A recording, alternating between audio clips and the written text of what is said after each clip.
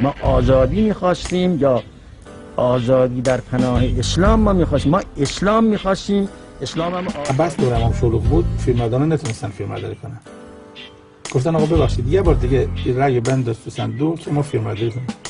فرمود من یک نفرم یک رأی بیشتر نه. تو کره زمین یه همچین رهبر شما دیدید؟ روزنامه ها میخوان که من یک وقت صدام در بیاد همشون را ببندن. آره نمیگیرید. مکرر من گفتم بشین، چرا نمیگیرن جلو روزنامه ها را؟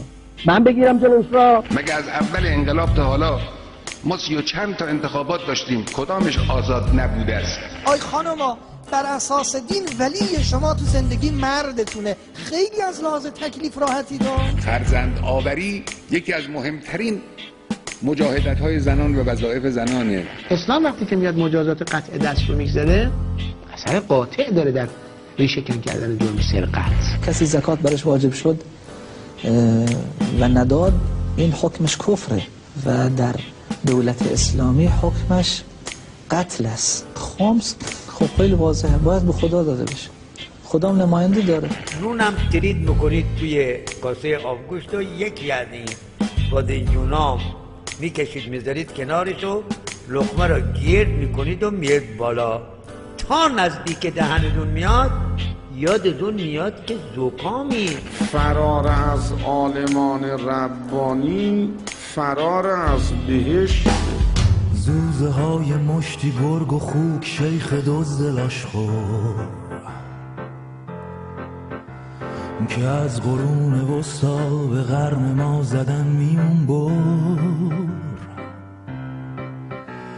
اونا که حرفاشون همیشه زرخ و زعبلات مفته. میخوام بگم یه چیزی ولی خورده شسته رفته.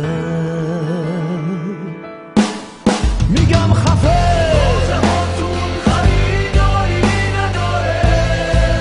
رم برای حجتون فسیل خفه.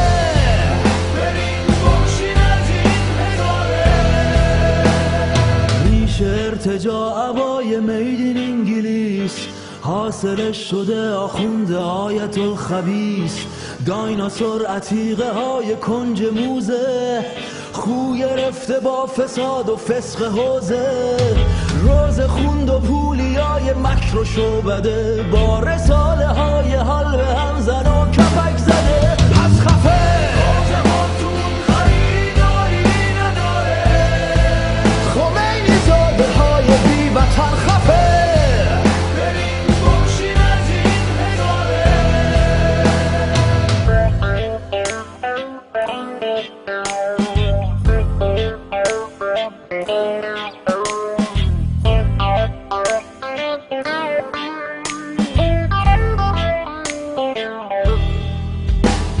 ملای معاویه تبار به سبک امر و آسی تو فاضلاب تاریخ تو کردی غسل ارتماسی.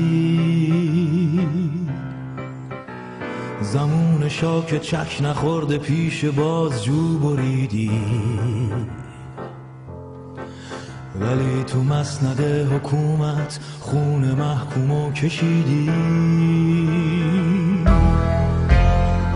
میز کلت و کیکلاس زدن با صهیونیسم بد شعار مرگ بر امپریالیسم.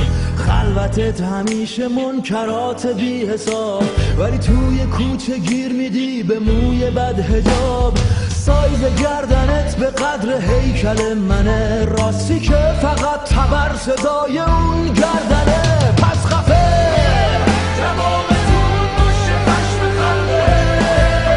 کافرای بی حیا بشین خفه. خود خدا مشت خشم خلقه. جای مهری که رو پیشونیت ناخلف واسه صلاح خلق میشه نقطه هدف. اون امام رزلتم که زهر و سر کشید آخه تو کیلویی چند باشی شیخک پلید. دین ما متاع هرز جوی تو نیست خاک ما هم عرصه درند خوب.